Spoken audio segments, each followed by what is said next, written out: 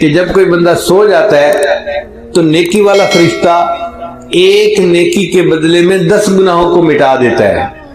اب سوچئے کہ ہم تو سو رہے ہیں لیکن نیکی والا فرشتہ ایک نیکی کے بدلے 10 گناہوں کو مٹاتا چلا جا رہا ہے۔ تو کئی مرتبہ کوئی گناہ بچتا ہی نہیں، مومن نے نیکیاں اتنی کی ہوتی ہیں۔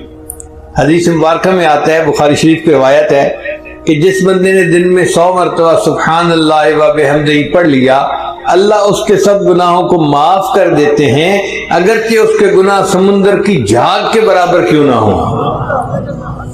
اب بتائیے کتنا چھوٹا سا ذکر ہے، 100 مرتبہ یہ ذکر کرنے پر اللہ تعالیٰ بندے کے سب گناہوں کو معاف فرما دیتے ہیں، اگرچہ اس کے گناہ سمندر کی جھاگ کے برابر کیوں نہ ہو۔ پھر اللہ تعالیٰ نے دل کی ندامت کو توبہ بنا دیا۔ ایک بندہ زبان سے کچھ نہیں بولتا مگر غلطی کرنے کے بعد اپنے دل میں نادم ہوتا ہے، تو الندم توبۃ، وہ جو دل میں نادم ہوا، شرمندہ ہوا کہ سوری مجھے ایسے نہیں کرنا چاہیے تھا، میں غلطی کر بیٹھا، یہ دل سے نادم ہونا ہی اس کی توبہ ہے، اس پر اللہ گناہ معاف فرما دیتے ہیں۔ تو دیکھیے اللہ تعالیٰ بہانے ڈھونڈ رہے ہیں نا بندے کے گناہوں کو معاف کرنے کے۔ پھر اللہ تعالیٰ نے توبہ کے قبول ہونے کے لیے کوئی شرط متعین نہیں کی کہ یہ شرط پوری کرو گے تو توبہ قبول کریں گے۔ بندے نے توبہ کی، اللہ نے فوراً قبول فرما لی۔ پھر جو بندہ بیمار ہو جاتا ہے تو بیماری کی وجہ سے اس کے گناہ معاف ہو جاتے ہیں۔ حدیث مبارکہ میں ہے کچھ لوگ بیمار ہوتے ہیں ان کے گناہ معاف ہو جاتے ہیں، اور جب بیماری سے صحت یاب ہوتے ہیں وہ اس طرح گناہوں سے پاک ہوتے ہیں جس طرح اس دن پاک تھے جب اس کی ماں نے ان کو جنم دیا تھا۔ بیماری کیا آئی، بندے کے لیے روحانی غسل کا سبب بن گئی۔ پھر دنیا میں کوئی پریشانی آتی ہے، مصیبت آتی ہے، بندے کو ٹھوکر لگے، گناہ معاف، حتیٰ کہ اگر اس کا چراغ جلتا ہوا بجھ جائے تو اس پر بھی گناہ معاف ہو جاتے ہیں۔ تو اتنی چھوٹی چھوٹی پریشانیوں پر اللہ گناہ معاف کرتے ہیں۔ ایسے لگتا ہے کہ اللہ کی رحمت تل گئی ہے کہ میں نے اپنے محبوب کے امتیوں کے گناہوں کو معاف کر دینا ہے۔ پھر کچھ لوگ گناہ کر لیتے ہیں مگر اس پر توبہ استغفار نہیں کرتے۔ اللہ تعالیٰ نے ایک اور سبب بنا دیا۔ حدیث مبارکہ میں آتا ہے کہ اللہ تعالیٰ مچھلیوں کو، پرندوں کو اور چیونٹیوں کو حکم فرماتے ہیں کہ تم ایمان والوں کے لیے استغفار کرو۔ وہ مچھلیاں پانی میں، پرندے ہوا میں اور چیونٹیاں اپنے بلوں میں مومنوں کے لیے استغفار کر رہی ہوتی ہیں، اور یہ تو زمین کی مخلوق تھی۔ اللہ تعالیٰ نے اس سے بھی اور بڑا کرم کیا، وَيَسْتَغْفِرُونَ لِمَنْ فِي الْأَرْضِ، اللہ فرشتوں کو حکم کرتے ہیں کہ جو مومن گناہگار خطا کر بیٹھے تم ان کے لیے استغفار کرو، میں گناہ معاف کر دوں گا۔ تو فرشتے بندوں کے لیے استغفار کرتے ہیں۔ پھر ایک دوست کی دعا پر اللہ تعالیٰ دوسرے دوست کے مغفرت فرما دیتے ہیں۔ پھر دیکھیے جمعہ کے دن اللہ تعالیٰ پورے ہفتے کے گناہوں کو معاف فرما دیتے ہیں۔ حدیث مبارکہ میں آتا ہے کہ رمضان مبارک میں اللہ تعالیٰ پورے سال کے گناہوں کو معاف فرما دیتے ہیں۔ جس بندے نے حج کیا یا عمرہ کیا، رجع کیوم ولدت امہ، وہ حج سے اس طرح واپس لوٹتا ہے جیسے اس دن گناہوں سے پاک تھا جب اس کی ماں نے اس کو جنم دیا تھا۔ اللہ اس طرح گناہوں سے بندے کو پاک کر دیتے ہیں۔ حدیث مبارکہ میں آتا ہے کہ جو عورت اپنے خامن سے حاملہ ہوتی ہے تو جس لمحے اس کو حمل ہوتا ہے زندگی کے پچھلے سب گناہوں کو اللہ معاف فرما دیتے ہیں۔ پھر وہ جب بچے کو جنم دیتی ہے تو بچے کو جس وقت جنم دیتی ہے دوبارہ اس کی زندگی کے سب گناہوں کو معاف کر دیا جاتا ہے۔ پھر وہ بچے کو دودھ دیتی ہے، پالتی ہے۔ اب یہ بچہ جب بولنے کے قابل ہوتا ہے، اگر یہ بچہ سب سے پہلے اللہ کا نام زبان سے نکالے، اللہ تیسری مرتبہ پھر اس کے زندگی کے سب گناہوں کو معاف فرما دیتے ہیں۔ تو اس سے تو پتہ چلتا ہے کہ اللہ تعالیٰ کی رحمت تل گئی ہے بندوں کے گناہوں کو معاف کرنے کے لیے۔ یعطیک ربک فترضی، اے میرے محبوب صلی اللہ علیہ وسلم، اللہ تجھے اتنا عطا کرے گا کہ تو راضی ہو جائے گا۔ ہمارے مرشد عالم نے اس کا ترجمہ یوں فرماتے تھے سمجھنے کے لیے کہ وَلَسَوْفَ يُعْتِيكَ رَبُّكَ فَتَرْضَى، اللہ تجھے اتنا دے گا کہ تو بس بس کرے گا۔ ہوتا ہے نا، آپ اپنے ایک برتن میں دودھ لے رہے ہیں اور دودھ ڈالنے والا اتنا ڈالتا ہے کہ وہ کنارے تک آ جاتا ہے تو لینے والا کہتا ہے بس بس بس بھائی، تو اس آیت کا ترجمہ یہی ہے، اللہ فرماتے ہیں میرے محبوب اللہ تجھے اتنا دے گا کہ تو بس بس کرنے لگ جائے گا۔ جب نبی علیہ السلام پر یہ آیت اتری تو نبی علیہ السلام نے فرمایا کہ اللہ نے مجھ سے وعدہ کیا ہے میں تجھے اتنا دوں گا کہ تو بس بس کرے گا، اور میں اس وقت تک راضی نہیں ہوں گا جب تک میرا آخری امتی بھی جنت میں نہیں چلا جائے گا۔ اللہ اکبر کبیرہ۔ چنانچہ حدیث پاک میں آتا ہے کہ محشر کا میدان ہوگا، فرشتے کہیں گے نبی علیہ السلام کو کہ آپ ممبر کے اوپر بیٹھیے۔ نبی علیہ السلام ممبر پر نہیں بیٹھیں گے، کیوں؟ ایسا نہ ہو کہ میں ممبر پر بیٹھوں اور ممبر جو ہے اس کو اڑا کر جنت پہنچا دیا جائے اور میری امت کا پیچھے حساب باقی رہ جائے۔ نبی علیہ السلام انتظار کریں گے کہ جب حساب مکمل ہو جائے گا تب میں ممبر پر بیٹھوں گا، پھر میں جنت میں جاؤں گا۔ چنانچہ نبی علیہ السلام نے ایک مرتبہ دعا مانگی کہ یا اللہ میری امت کا حساب میرے سپرد فرما دیجیے۔ اللہ تعالیٰ نے پوچھا میرے محبوب صلی اللہ علیہ وسلم آپ ایسی دعا کیوں کر رہے ہیں؟ اے اللہ یہ دعا میں اس لیے کر رہا ہوں کہ میں نہیں چاہتا قیامت کے دن میری امت کے گناہوں سے باقی دنیا واقف ہو۔ جب میں نے حساب لینا ہوگا تو میں حساب لے لوں گا اور کسی کو پتہ بھی نہیں چلے گا کہ میری امت کے کرتوت کیا تھے۔ تو اللہ تعالیٰ نے فرمایا میرے محبوب صلی اللہ علیہ وسلم آپ کی امت کا حساب میں ہی لوں گا، مگر میں اس طرح گناہوں کو معاف کروں گا کہ جب آپ کی امتی قیامت کے دن آئیں گے بڑے بڑے گناہ پہلے ہی معاف ہو چکے ہوں گے۔ تو دیکھیے سکرات موت سے گناہ معاف ہوتے ہیں، ضغطۂ قبر سے گناہ معاف ہوتے ہیں، قیامت کے دن کی جو وحشت ہوگی اس سے بھی امت کے گناہ معاف ہوں گے، اور امت جب نبی اسلام کے سامنے پیش ہوگی تو ان کے گناہ معاف ہو چکے ہوں گے۔ اور اگر کوئی رہ بھی گیا ہوگا تو حدیث پاک میں آتا ہے اللہ تعالیٰ ایک بندے کو بلائیں گے اور اس کے گرد نور کی چادر تان دیں گے، جیسے کنات لگا دی جاتی ہے نا تو نور کی کنات لگ جائے گی۔ اب جب نور کی کنات لگ جائے گی تو باقی مخلوق کو کچھ پتہ نہیں چلے گا اندر کیا ہے، مگر اندر اللہ تعالیٰ اس بندے کو اس کے گناہ گنوائیں گے، یہ بھی گناہ کیا، یہ بھی کیا، یہ بھی کیا۔ وہ مانتا رہے گا حتیٰ کہ اس بندے کو یہ گمان ہوگا کہ آج میں جہنم سے نہیں بچ سکتا، میرا ایک ایک گناہ گنوایا گیا۔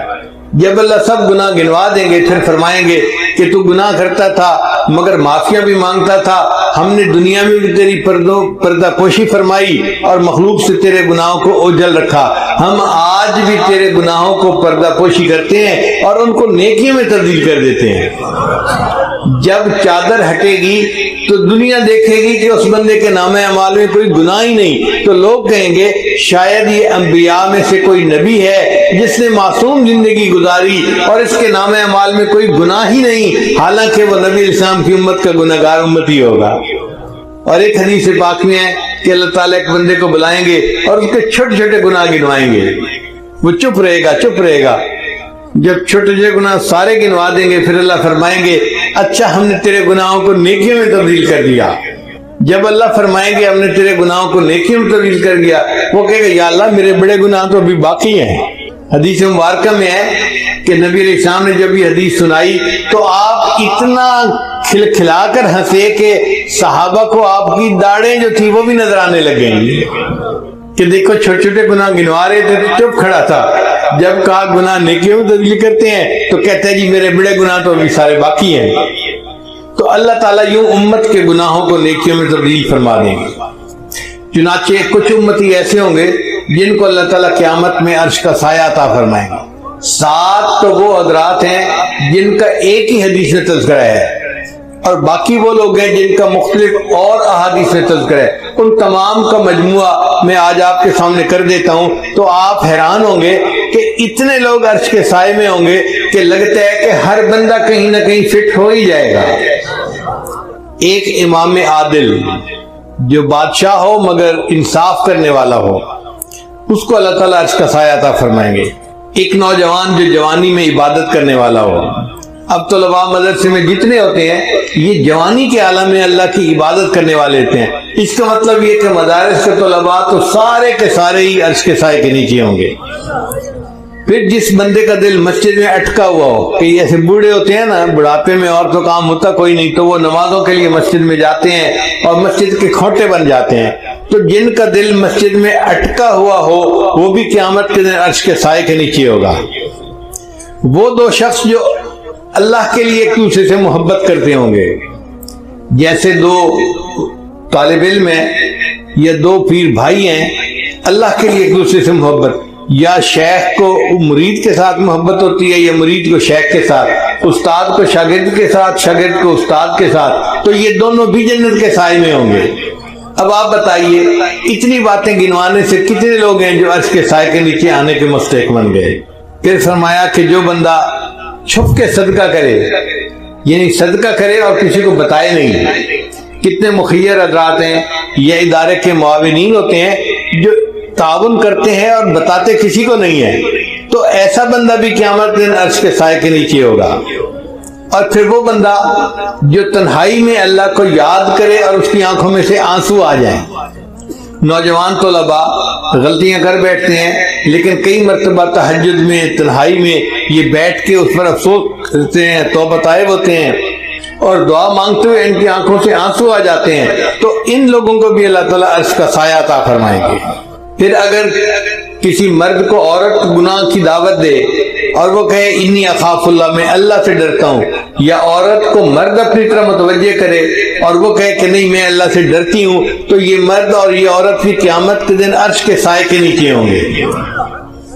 پھر اگر کسی بندے نے قرضہ لیا مگر قرضہ دینے میں اس کو مشکل ہو رہی ہے اور وہ اپنے قرضدار کو کہتا ہے کہ جی مجھے تھوڑی مہلت اور دے دو، تو قرضہ ادا کرنے میں مہلت دینے والا مقروض بندے کو یہ بھی قیامت کے دن عرش کے سائے کے نیچے ہوگا۔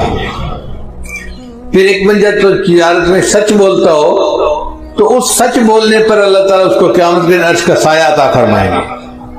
پھر وہ بندہ جو رات کے اندھیرے میں مسجد میں چل کے جانے والا ہو، فجر کے وقت اندھیرا ہوتا ہے نا، لوگ مسجد میں آتے ہیں یا تہجد کے وقت آتے ہیں یا عشاء کے وقت آتے ہیں، رات کے اندھیرے میں چل کر مسجد میں جانے والا، اللہ اس کو بھی عرش کا سایہ عطا فرمائے گا۔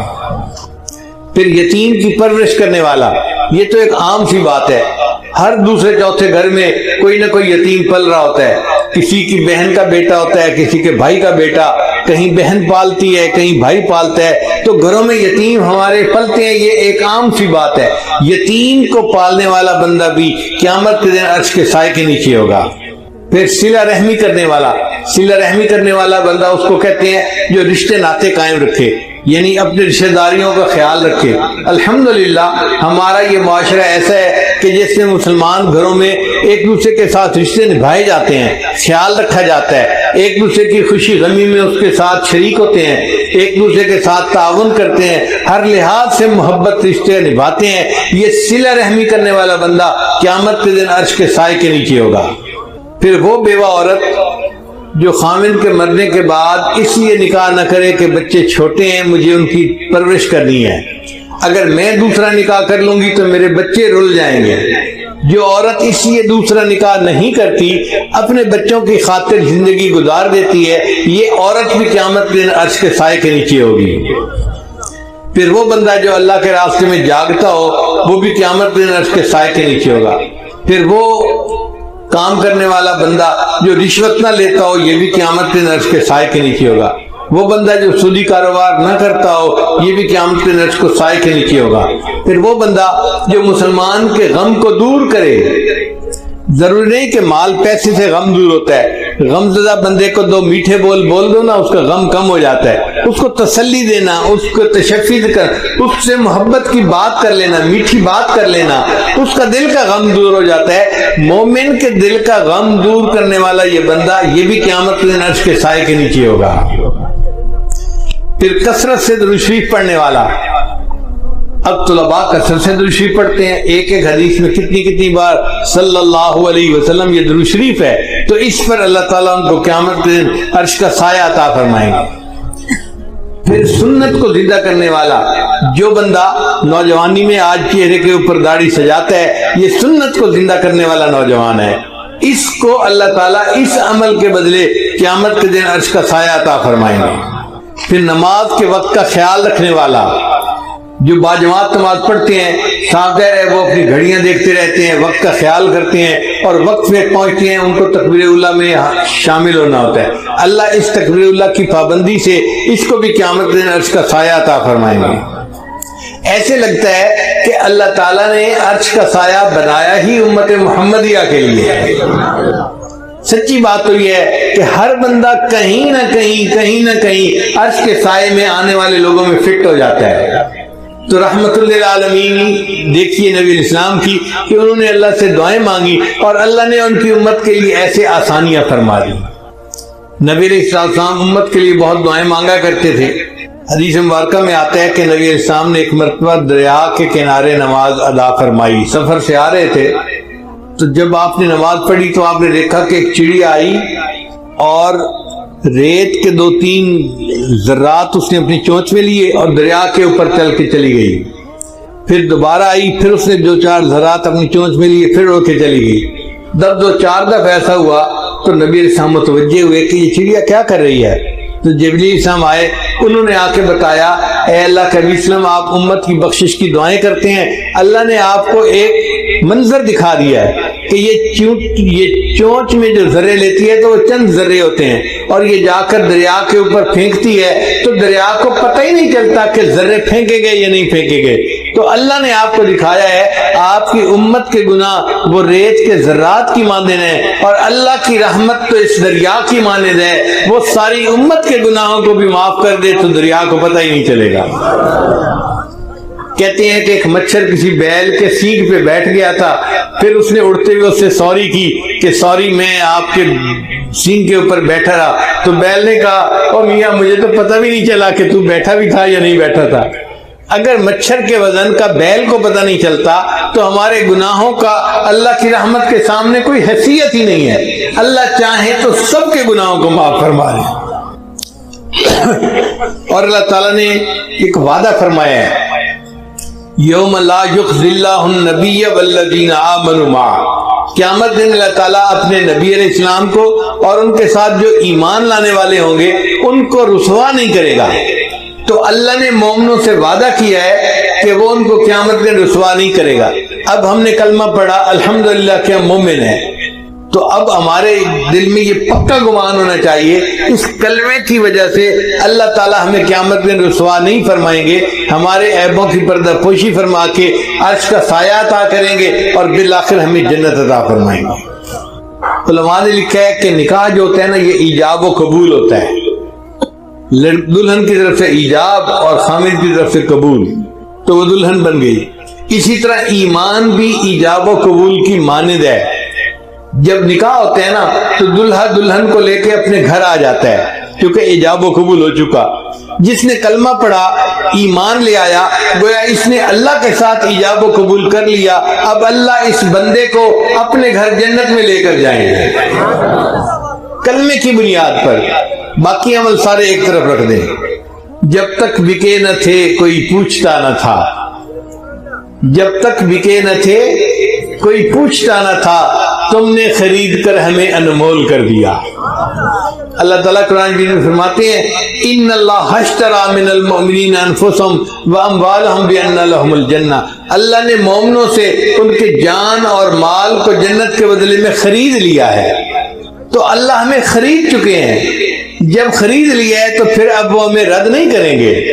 کسی شاعر نے کہا تو بعلم ازل مرادی دی، اے اللہ تو ازلی علم کے ساتھ مجھے دیکھتا ہے، دیدی آنکھ کے بعیب بخریدی، اے اللہ تو نے مجھے میرے عیبوں کے باوجود دیکھا اور مجھے پسند کیا، تبھی تو میرے ساتھ خرید کی ڈیل کی کہ میں نے بندوں سے ان کے جان مال کو خرید لیا ہے۔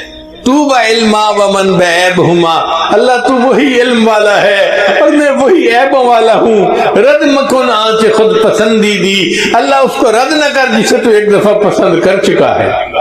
تو اللہ رب العزت کی رحمت کی کوئی انتہا نہیں۔ چنانچہ حضرت شیخ عبد القادر جیلانی رحمۃ اللہ علیہ نے اللہ تعالیٰ کی رحمت کا درس دیا اور 18 سال تک درس دیتے رہے، روزانہ درس دیتے تھے، ہزاروں لوگ مجمع میں آتے تھے، اور آپ اللہ کی رحمت کے اوپر درس دیتے دیتے 18 سال گزر گئے۔ ایک دن آپ نے اللہ تعالیٰ کے جلال پہ بھی درس دے دیا۔ اب لوگوں نے جو جلال پہ درس سنا تو وہ تو اتنا روئے کچھ بے ہوش ہو گئے اور کچھ ایک کی تو جان ہی نکل گئی۔ جب یہ منظر ہوا تو اللہ تعالیٰ نے الہام کیا عبد القادر جیلانی تو لوگوں کے سامنے میرے جلال کا تذکرہ کرتا ہے، یا اللہ میں نے 18 سال تیری رحمت کا تذکرہ کیا۔ اللہ نے جواب میں فرمایا تو عبد القادر کیا 18 سال میں میری رحمت ختم ہو گئی تھی؟ جس پروردگار کی رحمت کی یہ انتہا ہو کہ 18 سال تذکرہ کرنے پر بھی وہ رحمت ختم نہیں ہوتی، اس کی رحمت کا قیامت کے دن انعام ہوگا۔ چنانچہ اللہ تعالیٰ قیامت کے دن جو رحمت کے 100 حصے ہیں نا، تو 100 کے 100 حصوں کے ساتھ مومنوں کے ساتھ اپنا معاملہ فرمائیں گے۔ ماں کو اس 100 حصوں میں سے کوئی چھوٹا سا حصہ ملا ہوگا۔ کوئی ماں اپنے بچے کو تندور کی آگ میں ڈال سکتی ہے؟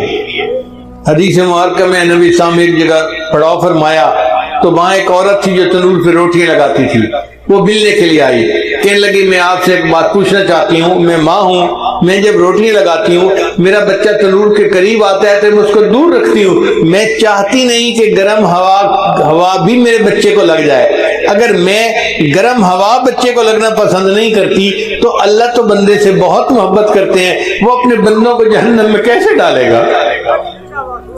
تو نبی علیہ السلام کی مبارک آنکھوں میں آنسو آ گئے۔ نبی علیہ السلام نے جواب دیا اللہ تعالیٰ تو نہیں چاہتے کہ بندے جہنم میں جائیں، مگر جو اپنے پاؤں پہ خود کلہاڑی مارے اس کا کیا کیا جا سکتا ہے؟ وَمَا ظَلَمَهُمُ اللَّهُ وَلَكِنْ كَانُوا أَنفُسَهُمْ يَظْلِمُونَ، اللہ نے ان پہ ظلم نہیں کیا، انہوں نے اپنی جانوں پہ خود ظلم کیے ہیں۔ تو ہم گناہ کرتے ہیں اور پھر توبہ کرنا بھول جاتے ہیں، یہ ہماری کوتاہی ہوتی ہے، ورنہ اللہ تعالیٰ تو معاف کرنے کے لیے تیار ہیں۔ ایک گناہ میرا ماں پیو ویکھے تے دیوین دیس نکالا، ایک گناہ میرا ماں پیو ویکھے تے دیوین دیس نکالا، تے لکھ گناہ میرا اللہ ویکھے تے وہ پردے پاون والا۔ اللہ لاکھوں گناہ بندے کے دیکھتے ہیں پھر بندے پہ پردے ڈال دیتے ہیں۔ جے ویکھاں اپنے عملہ وال تے کچھ نہیں میرے پلے، جے ویکھاں اپنے عملہ وال تے کچھ نہیں میرے پلے، جے ویکھاں تیری رحمت وال تے بلے بلے بلے۔ اس لیے اللہ تعالیٰ سے اس کی رحمت کی ہمیشہ امید رکھیں، استغفار کرتے رہیں، توبہ کرتے رہیں، مگر دل میں یہ حسن ظن رکھیں، ہمیں موت اس حال میں آئے کہ اللہ کے ساتھ ہمیں حسن ظن ہو کہ اللہ ہمیں ضرور معاف کر دے گا اور رحمت کا معاملہ فرمائے گا۔ ہمارے علاقے کا ایک واقعہ ہے، میں سنا دیتا ہوں۔ ایک پیر صاحب آئے، قریب موچی والا ایک گاؤں ہے وہاں پہ، تو پیر صاحب نے سوچا کہ دیہاتی لوگ نماز بھی نہیں پڑھتے اور باقی نیک اعمال بھی اتنے نہیں کرتے، تو ان کو مسجد میں بلائیں اور تقریر کر کے ان کو نصیحت کی جائے۔ چنانچہ انہوں نے اعلان کروا دیا کہ بھئی لوگوں آؤ، آج پیر صاحب تقریر کریں گے اور لوگ ان کی تقریر سنیں گے۔ کوئی 100 کے قریب دیہاتی جمع ہو گئے۔ جب تقریر شروع ہونے لگی تو ایک بوڑھا سا اٹھا، کہنے لگا پیر صاحب میں ان پڑھ جاہل جٹ بتان ہوں، اگر مجھے کوئی بات سمجھ نہ آئے تو کیا میں سوال پوچھ سکتا ہوں؟ ان کا ہاں پوچھ لینا۔ اب پیر صاحب نے بیان شروع کیا۔ پیر صاحب نے بیان کرتے ہوئے موت کا تذکرہ کیا، پھر حشر کا تذکرہ کیا، پھر انہوں نے کہا کہ دیکھو پل صراط ہوگی جو بال سے زیادہ باریک اور تلوار سے زیادہ تیز ہوگی۔ ہم بھی اپنے بچپن میں اپنے والدین سے یہی سنا کرتے تھے کہ پل صراط ہوگی جو بال سے زیادہ باریک اور تلوار سے زیادہ تیز ہوگی۔ تو جب پیر صاحب نے یہ کہا نا تو وہ بوڑھا کھڑا ہو گیا، کہنے لگا پیر صاحب مینوں تو لگتا ہے ایک کوڑے۔ ان کا نہیں کتابوں میں لکھا ہوا ہے، فلاں کتاب میں فلاں کتاب میں۔ تو کہتے ہیں اچھا لکھے ہوئے کتابیں؟ انہوں نے کہا لکھے ہوئے ہے۔ اکھے پیر صاحب موڑ ان آنکھو چاہنا کہ اللہ سائیں دی پار تے پاون دی نیت کائی نہیں۔ بھئی اگر بال سے زیادہ باریک ہے اور تلوار سے زیادہ تیز ہے تو پھر یوں کہو کہ اللہ تعالیٰ کی پار گزارنے کی نیت ہی نہیں ہے۔ خیر بات آئی گئی ہو گئی۔ پھر پیر صاحب نے تقریر شروع کی کہ بھئی نیکی کرو، گناہوں سے بچو، اگر نہیں نیکی کرو گے، گناہ کرو گے تو پہلے اللہ تمہیں دوزخ میں ڈالے گا اور جب سزا مل جائے گی اس کے بعد پھر تمہیں جنت میں اللہ تعالیٰ ڈالے گا۔ جب انہوں نے یہ بات کی نا تو بوڑھا پھر کھڑا ہو گیا، پیر صاحب مینوں لگتا ہے ایک کوڑ ہے۔ ان کا بھئی وہ کیسے؟ کہنے لگا پیر صاحب گل دسو، میرے گھر جو پڑا آوے تو میں انہوں 5-7 لتر مارا، موڑا کھاں بھجیا ککڑ کھا لے اور کھا لئی سی۔ اور پیر صاحب اللہ جنوں بخشنے اس بخشی چھوڑنے اس کوئی نہیں سزا دینی اس نے. تو جیسے اس بوڑھے کو اللہ کی رحمت کے ساتھ اس نے زن تھا نا کہ اللہ نے جب بخشنا ہے تو بخش ہی دینا ہے. اللہ کی رحمت کا اتنا ظہور ہوگا کہ ہمارے اندازے سے باہر. حضرت قاری محمد طیب رحمۃ اللہ لکھتے ہیں کہ اتنا ظہور ہوگا کہ ایک موقع آئے گا شیطان سر اٹھا کر دیکھے گا شاید میری بھی بخشش ہو جائے گی. شیطان کو بھی امید لگنے لگے گی کہ شاید میری بھی بخشش ہو جائے. اتنا اللہ کی رحمت کا ظہور ہوگا. مفسرین نے لکھا ہے کہ اللہ تعالیٰ بندوں کا حساب تو لیں گے جو ان کے حق ہیں.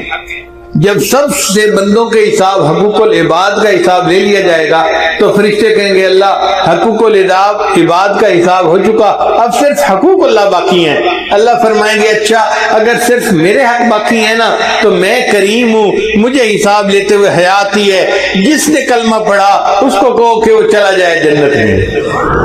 ربما یود الذین کفروا لو کانوا مسلمین. یہ وہ وقت ہوگا جب ہر کافر دل میں یہ تمنا کرے گا کاش میں نے بھی کلمہ پڑھا ہوتا. اس وقت ہمیں احساس ہوگا کہ یہ کلمہ کتنی بڑی نعمت ہے جس کے پڑھنے پر اللہ نے ہمارے لیے جنت کے دروازے کھول دیے.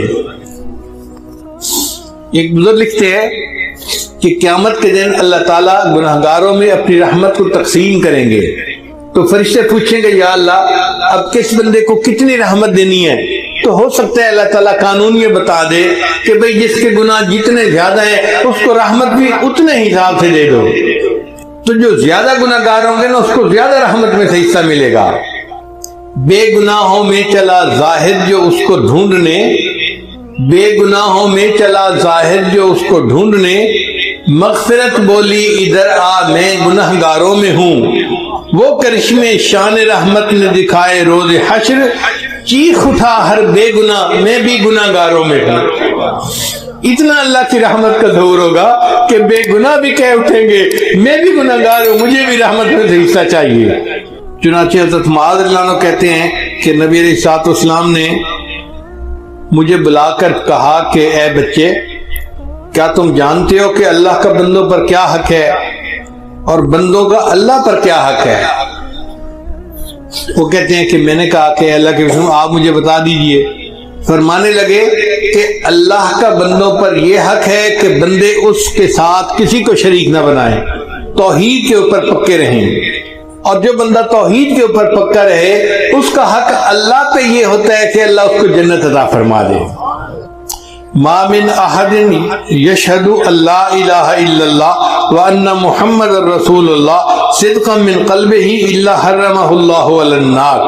یہ بخاری اور مسلم کی روایت ہے کہ جو بندہ دل کی سچائی کے ساتھ لا الہ الا اللہ محمد رسول اللہ پڑھ لیتا ہے اللہ تعالیٰ دوزخ کی آگ اس کے اوپر حرام کر دیتے ہیں. ایک مرتبہ سیدنا ابو ہریرہ عنہ نے دیکھا کہ نبی اسلام گھر پہ نہیں تھے تو وہ ڈھونڈنے کے لیے نکلے. بنی نجار کا ایک باغ تھا تو اس کے اندر نبی علیہ السلام تشریف فرما تھے اور اس باغ کا جو پانی تھا نا وہ ایک کھالی کے ذریعے سے باہر نکلتا تھا, وہاں سے دیوار تھوڑا ٹوٹی ہوئی تھی. ابو ہریرہ عنہ دروازے کی طرف جاتے اور اندر جاتے تو دیر لگ جاتی, ان کو جلدی تھی. وہ اس نالی سے خالی جس کو کہتے ہیں نا وہاں سے باغ کے اندر داخل ہو گئے اور نبی علیہ السلام کے پاس حاضر ہوئے. تو نبی علیہ السلام نے فرمایا کہ ابو ہریرہ من قال لا الہ الا اللہ دخل الجنہ, جس نے لا الہ الا اللہ کہہ دیا وہ جنت میں سیدھا جائے گا. تو ابو ہریرہ نے کہا اے اللہ کے وسلم میں لوگوں کو بتا دوں؟ فرمایا ہاں بتا دو.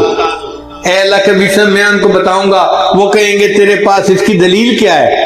تو نبی علیہ السلام نے اپنے نالین مبارک اپنے جوتے مبارک دیے کہ یہ میرے جوتے لے جاؤ, یہ دکھا دینا کہ نبی علیہ السلام نے یہ دے کر مجھے بھیجا ہے.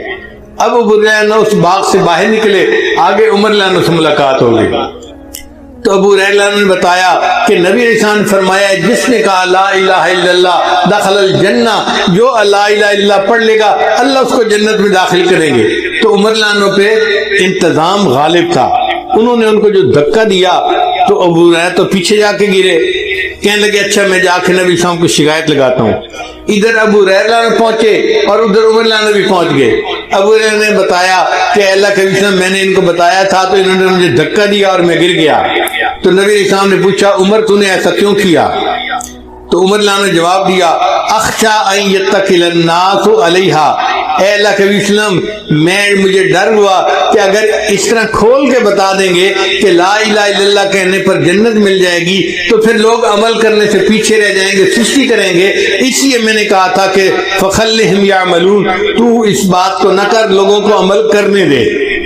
تو واقعی بات ایسی ہے، نبی علیہ السلام نے یہ بات سن کے ثبوت فرما لیا۔ ایک واقعہ میں نے کتابوں میں پڑھا تھا حضرت شبلی رحمۃ اللہ علیہ کا، لیکن میں اس کو نقل کرنے سے ڈرتا تھا۔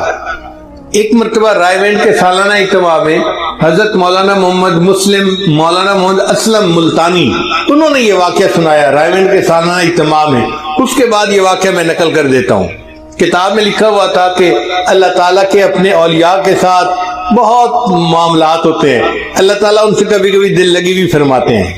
تو ایک مرتبہ اللہ تعالیٰ نے شبلی پر الہام فرمایا، شبلی کیا تو چاہتا ہے کہ میں تیرے عیب لوگوں پر واضح کر دوں، تجھے دنیا میں کوئی منہ لگانے والا نہ رہے؟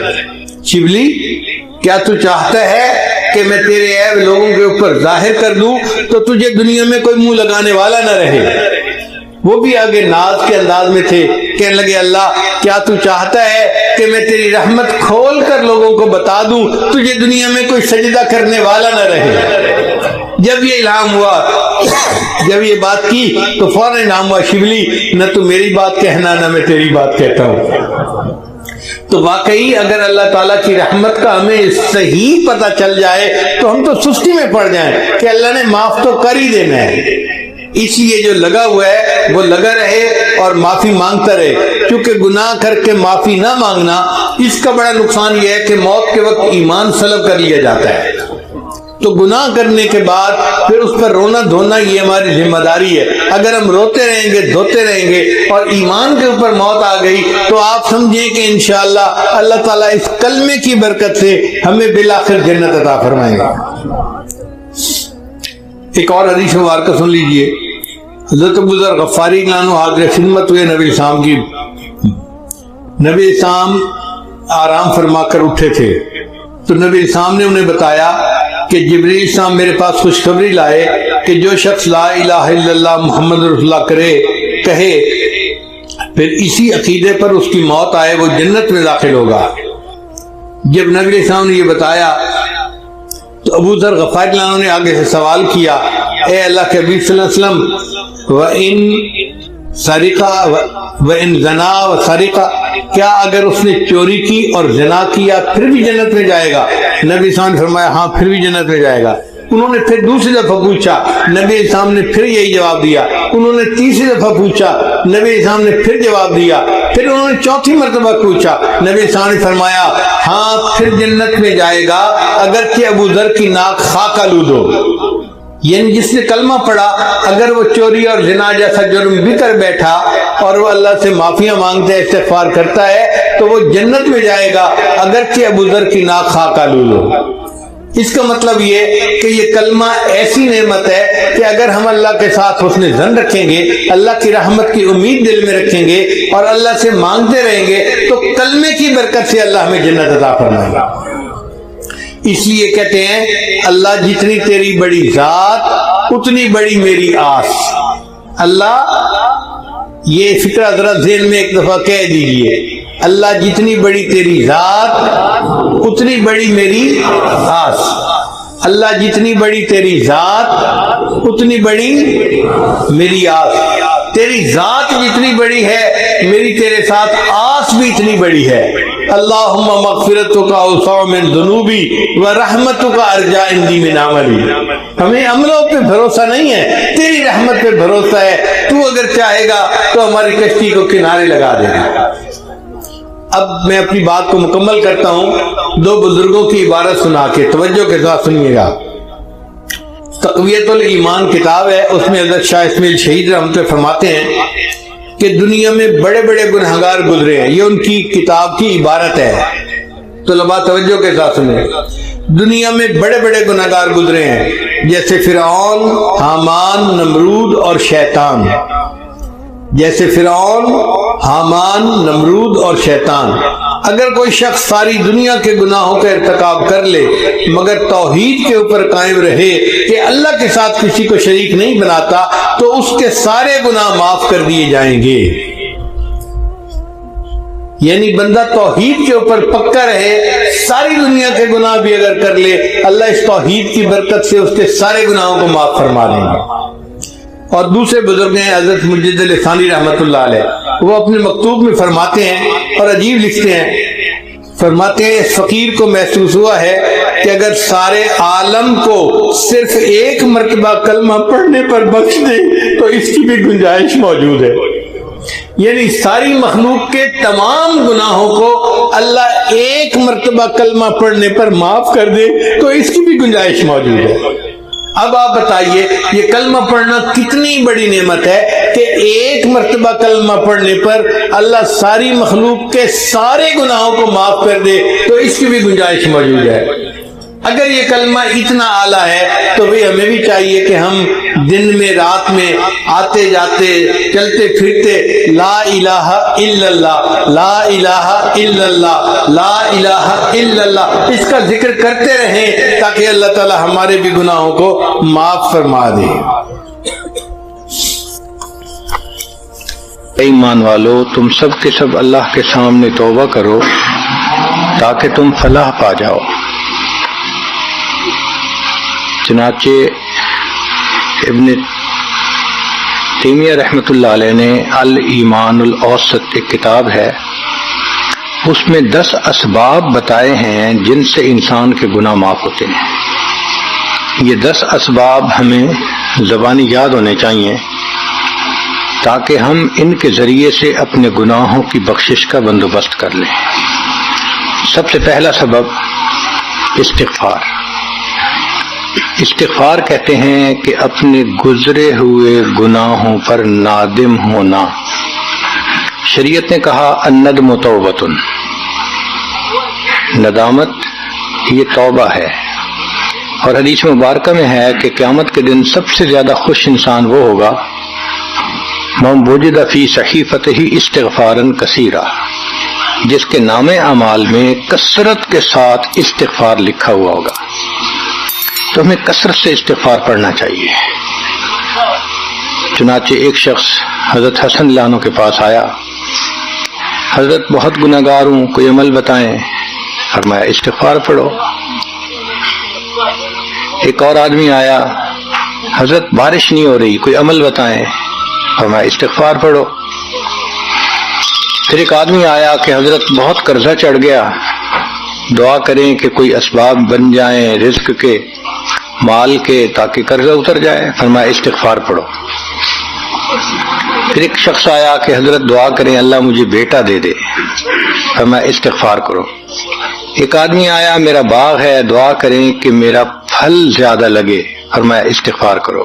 ایک آدمی آیا میری کھیتی باڑی کی زمین ہے، دعا کریں پانی اندر سے نکل آئے۔ فرمایا استغفار کرو۔ اب سننے والا حیران کہ مختلف لوگ مختلف ضروریات آ کر بیان کرتے رہے، سب کے لیے ایک ہی جواب۔ تو اس نے پوچھا کہ حضرت کیا مسئلہ؟ تو فرمایا کہ دیکھو یہ جواب میں نے اپنی طرف سے نہیں دیا، قرآن مجید سے دیا ہے۔ اللہ تعالیٰ ارشاد فرماتے ہیں قرآن مجید میں فَقُلْتُ اسْتَغْفِرُوا رَبَّكُمْ إِنَّهُ كَانَ غَفَّارًا۔ تو سب سے پہلے استغفار کرنے سے گناہوں کی بخشش ہوتی ہے۔ يُرْسِلِ السَّمَاءَ عَلَيْكُمْ مِدْرَارًا، تمہارے اوپر اللہ بارشیں برسائے گا۔ وَيُمْدِدْكُمْ بِأَمْوَالٍ، اللہ مال کے ذریعے تمہاری مدد کرے گا۔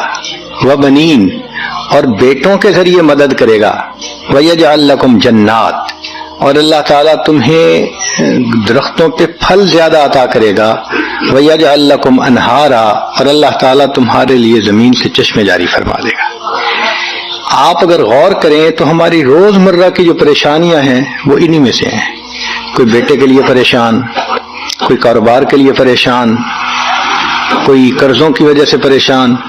اس کا مطلب یہ کہ اگر ہم استغفار کرنے کی عادت ڈال لیں تو ہمیں کسی اور عمل کی ضرورت ہی نہیں ہے۔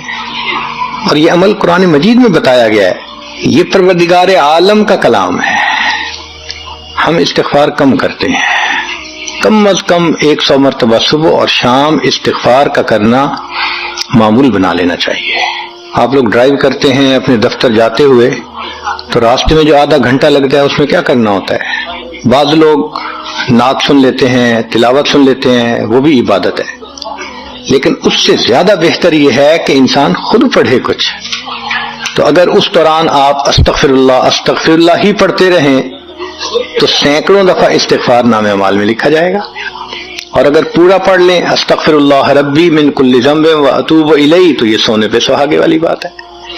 تو اپنے ٹائمنگز کو ایسے ایڈجسٹ کریں کہ اس میں درود استغفار کثرت کے ساتھ آپ پڑھ سکیں، کیونکہ حدیث پاک میں یہ فرمانا کہ قیامت کے دن وہ بندہ بہت خوش ہوگا جس کے نام اعمال میں استغفار زیادہ ہوگا۔ دوسرا سبب ہے توبہ۔ توبہ اور استغفار بہت قریب قریب ہیں، ان میں لائن آف ڈیمارکیشن ڈالنا تھوڑا ڈیفیکلٹ ہے، مگر علماء نے لکھا ہے کہ استغفار پچھلے گناہوں پہ ریپینٹنس کو کہتے ہیں، اور توبہ آئندہ گناہوں کو کمٹ نہ کرنا، اس کی کمٹمنٹ کرنا، عزم کرنا، اس کو کہتے ہیں۔ توبہ عزم جازم، ایک عہد کرنا کہ میں نے آج کے بعد گناہ نہیں کرنا، یہ توبہ کہلاتا ہے۔ تو گویا توبہ کا تعلق آئندہ گناہ نہ کرنا، استغفار کا تعلق پاسٹ کے ساتھ ہے کہ میں نے جو کیا برا کیا، اللہ بس میری غلطی کو پلیز معاف کر دیں، اس کو استغفار کہتے ہیں۔ اور یہ استغفار کا حکم اللہ رب العزت نے اپنے حبیب صلی اللہ علیہ وسلم کو دیا، فسبح بحمد ربک واستغفرہ، حکم ہے، صیغہ ہے امر کا۔ اللہ کے محبوب صلی اللہ علیہ وسلم کو اگر یہ حکم ہے تو سوچئے پھر ہمیں استغفار کرنے کی کتنی ضرورت ہے۔ توبہ ہر بندے پہ کرنی ضروری، چنانچہ کافر ہے تو وہ کفر سے توبہ کر کے مسلمان بن جائے، مومن ہے گناہوں سے توبہ کر کے نیک بن جائے۔ جو نیک ہے وہ جو اپنے اعمال کے اندر غفلت ہوتی ہے، نماز کی غفلت، ذکر میں غفلت، تلاوت میں غفلت، اس غفلت سے توبہ کرے، اور جو کہے کہ جی میں تو اس سے بھی توبہ کرتا ہوں، تو بھائی ہم جو اعمال کرتے ہیں یہ اس کوالٹی کے تو نہیں کہ اللہ تعالیٰ کے ہاں قبولیت پا سکیں۔ اب پھر استغفار کرنا کہ اللہ اس کو قبول کر لیجئے، جو کہ اللہ کے محبوب صلی اللہ علیہ وسلم نے فرمایا ما عبدنا کا حق کا عبادتک، ہے اللہ ہم نے عبادت نہیں کی جیسے عبادت کرنے کا حق تھا۔ اگر سید الاولین والآخرین صلی اللہ علیہ وسلم یہ فرماتے ہیں، ہم کس کھیت کی گاجر مولی ہیں، ہماری عبادتیں کیا عبادتیں ہیں؟ تو استغفار کرنا، توبہ کرنا ہم میں سے ہر بندے پر لازم ہے۔ تیسری چیز جس سے کہ گناہ معاف ہوتے ہیں، الحسنات الماحیہ، نیکیاں۔ جو انسان نیک اعمال کرتا ہے تو گناہ دھل جاتے ہیں۔ نیک اعمال کی مثال صابن کی ہے، گناہوں کی مثال میل کی سی ہے۔ صابن جتنا زیادہ لگتا ہے اتنا میل دھل جاتی ہے۔ ان الحسنات یذہبن السیئات، یہاں شیطان دھوکہ دیتا ہے۔ مثلا اگر کوئی بچہ تعلیم پا رہا ہے مگر کوئی گناہ بھی کرتا ہے، تیرے علم کا کیا فائدہ، گناہ تو چھوڑتا نہیں۔ بھائی اگر گناہ کرتے ہیں تو علم تو الٹا ان گناہوں کو دھوئے گا، وہ علم ہی چھڑوا دیتا ہے تاکہ دھونے کا مسئلہ ہی نہ رہے۔ اب عورت سوچے گی میں پردہ تو کرتی نہیں، نمازوں کا کیا فائدہ؟ یہ دھوکہ ہے شیطان کا۔ بھئی آپ نمازیں پڑھتی رہو، اس نمازوں کی برکت سے اللہ پھر پردے کی بھی توفیق دے دیں گے۔ تو نیکی نہیں چھوڑنی چاہیے کبھی بھی، یہ سوچ کے جی میں اچھا تو ہوں نہیں، کیا فائدہ؟ فائدہ ہے۔ جب اللہ فرما رہے ہیں کہ نیکیاں گناہوں کو دھو دیتی ہیں، بھئی گناہ تو ہم چھوڑتے نہیں اور نیکی آرام سے چھوڑ دیتے ہیں، یہ کہاں کی لاجک ہے؟ تو اس لیے نیکی بھاگ بھاگ کے کرنی چاہیے۔ اگر گناہ ہیں تو نیکی اور زیادہ کریں تاکہ نیکی کی برکت سے گناہوں کی ظلمت ختم ہو جائے اور دھل جائے۔ حدیث پاک میں ہے بندہ گناہ کرتا ہے لکھ دیا جاتا ہے، دوسرا گناہ، تیسرا، 5 گناہ کرتا ہے، پھر اس کے بعد وہ ایک نیکی کرتا ہے تو نیکی والا فرشتہ کہتا ہے کہ دیکھو اللہ کے ہاں دستور ہے من جاء بالحسنۃ فلہ عشر امثالھا، اس کو 10 نیکیاں ملنی تھیں، تم نے 5 گناہ لکھے ہیں نا، اچھا تم 5 گناہ مٹا دو، میں نام اعمال میں 10 نیکیوں کی بجائے صرف 5 نیکیاں بیلنس وہ ڈال دیتا ہوں، چنانچہ 5 گناہ مٹا دیے جاتے ہیں، 5 نیکیاں نام اعمال میں لکھ دی جاتی ہیں۔ اس لیے خوب نیکی کرنی چاہیے تاکہ اللہ تعالیٰ گناہوں کی ظلمت سے ہمیں محفوظ فرما دے۔ چوتھی چیز جس سے کہ گناہ معاف ہوتے ہیں، دعاء المؤمنین للمؤمن، جو ایمان والے ایک دوسرے کے لیے دعائیں کرتے ہیں اس سے بھی گناہ معاف ہوتے ہیں۔ چنانچہ عمر لانو جا رہے تھے عمرے کے لیے، نبی علیہ السلام نے فرمایا اے بھائی ہمیں اپنی دعاؤں میں نہ بھولنا، تو نبی علیہ السلام نے امت کو تعلیم دی کہ ایک دوسرے کو دعاؤں کے لیے کہنا چاہیے۔ یہ بہت اچھی عادت ہے کہ جب کسی سے ملیں جی ہمیں اپنی دعاؤں میں یاد رکھیں، والدین کو کہنا، بڑوں کو کہنا، دوستوں کو کہنا، کیا معلوم کس کی مانگی ہوئی دعا کام آ جائے۔ اس دعا کا فائدہ ہوتا ہے نا، تبھی تو قرآن مجید میں دعا سکھائی گئی، ربنا اغفر لنا ولاخواننا الذین سبقونا بالایمان، اے اللہ جو ہم سے پہلے ایمان والے چلے گئے ان کی بھی مغفرت فرما دے۔ تو فائدہ ہوتا ہے تو قرآن نے دعا سکھائی ہے نا۔ تو ایمان والوں کی دعاؤں سے دوسرے ایمان والوں کو فائدہ ہوتا ہے۔ حدیث پاک میں ہے دوست کی دعا دوست کے پیٹھ پیچھے رد نہیں کی جاتی، کیوں؟ اس میں خلوص ہوتا ہے۔ تو اس لیے حدیث پاک میں ہے، مسلم شریف کی روایت ہے کہ اگر کوئی آدمی فوت ہو جائے اور 40 آدمی جنازہ پڑھ لیں جو ایمان والے ہوں، توحید والے ہوں، فرمایا ما من رجل مسلم یموت فیقوم علی جنازتہ 40 رجلا لا یشرکون باللہ شیئا الا شفعهم اللہ فی، اللہ 40 بندوں کی نماز جنازہ کو قبول کر کے میت کی مغفرت فرما دیتے ہیں۔ 5واں عمل ما یعمل للمیت من اعمال البر، ہم اپنے فوت شدہ لوگوں کے لیے جو نفل کے کوئی نیک کام کرتے ہیں اس سے بھی ان کے گناہ معاف ہوتے ہیں۔ مثلا صدقہ کر دیا، قرآن پاک پڑھا، ان کو بخش دیا، ان کی طرف سے عمرہ کیا، حج کیا، ان نفلی اعمال کا ثواب ان کو ملتا ہے، اس کی وجہ سے ان کے گناہوں کو معاف کر دیا جاتا ہے۔ چنانچہ حضرت شیخ الحدیث رحمۃ اللہ علیہ نے فضائل ذکر میں یا کسی اور کتاب میں واقعہ لکھا ہے کہ ایک اللہ والے تھے، قبرستان کے قریب سے جاتے ہوئے انہوں نے کچھ پڑھ کے قبرستان والوں کو بخش دیا۔ رات خواب دیکھا کہ وہی قبرستان والے ہیں اور ایک آدمی آتا ہے جیسے کوئی ڈاک تقسیم کرنے والا ڈاکیا ہوتا ہے، اور سب اس کی طرف بھاگ پڑتے ہیں جیسے ڈاک لینے کے لیے ہو۔ ایک بندہ پیچھے آرام سے بیٹھا ہوتا ہے، وہ پوچھتا ہے کیا معاملہ؟ وہ کہتے ہیں کہ یہ فرشتہ آیا ہے، روزانہ کی جو ڈاک آئی ہے نا نیکیوں کی، جو اولاد نے، رشتہ داروں نے، دوستوں نے کیے، لہذا وہ اعمال نیکیاں ملتی ہیں تو یہ سب لوگ جاتے ہیں کہ نیکیاں ملیں گی، ہمارا درجہ بڑھے گا۔ اس نے کہا کہ آپ کو ضرورت نہیں ہے؟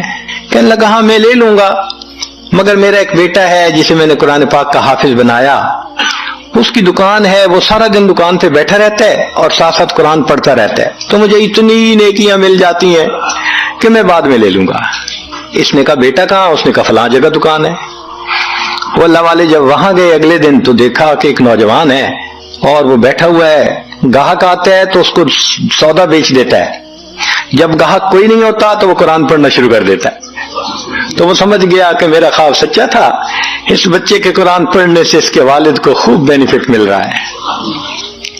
کچھ عرصے کے بعد دوبارہ پھر اسی قبرستان کے قریب سے گزرے، پھر انہوں نے کچھ پڑھ کے بخش دیا۔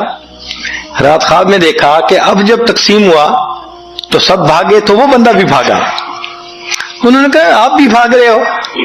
کہنے لگا ہاں میں اس لیے بھاگ رہا ہوں کہ میرا وہ بیٹا فوت ہو گیا، اب مجھے قرآن پڑھ کے بخشنے والا کوئی ایسا ہے نہیں، تو جو عام ایمان والوں کا ثواب آتا ہے میں بھی اسی میں سے اپنا حصہ لینے کے لیے جا رہا ہوں۔ تو ایمان والوں کے ان اعمال کا ثواب بھی ملتا ہے، اور اصل میں یہ اسی بندے کا اپنا عمل ہوتا ہے، یہ ذہن میں رکھنا کہ جو ایمان والے پڑھ کے بخشتے ہیں نا اس کا ثواب کیوں ملتا ہے؟ اس کا اپنا عمل۔ دیکھو اس نے نیکوں سے تعلق جوڑا، وہ بھی تو ہوتے ہیں جن کے مرنے کے بعد پیچھے ریچھ کتے کی لڑائی کرواتے ہیں، میلے لگواتے ہیں، موسیقی کی محفلیں ہوتی ہیں، وہ بھی تو ہوتے ہیں نا، تو ان کو کچھ نہیں ملتا۔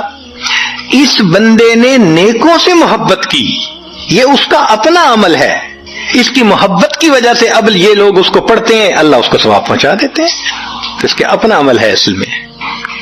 پھر چھٹی چیز جس کی وجہ سے گناہ معاف ہوتے ہیں، المصائب التی یکفر اللہ بها الخطایا فی الدنیا.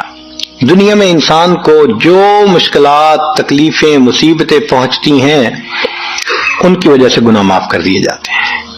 کوئی مصیبت دنیا میں پہنچتی ہے گناہ معاف ہوتے ہیں. چنانچہ نبی علیہ السلام تشریف فرما تھے، چراغ بجھ گیا، نبی علیہ السلام نے فرمایا انا للہ و انا الیہ راجعون.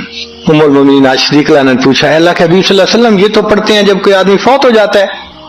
فرمایا عائشہ، مومن کو جو بھی دنیا میں تکلیف غم پہنچتا ہے اگر وہ اس کے اوپر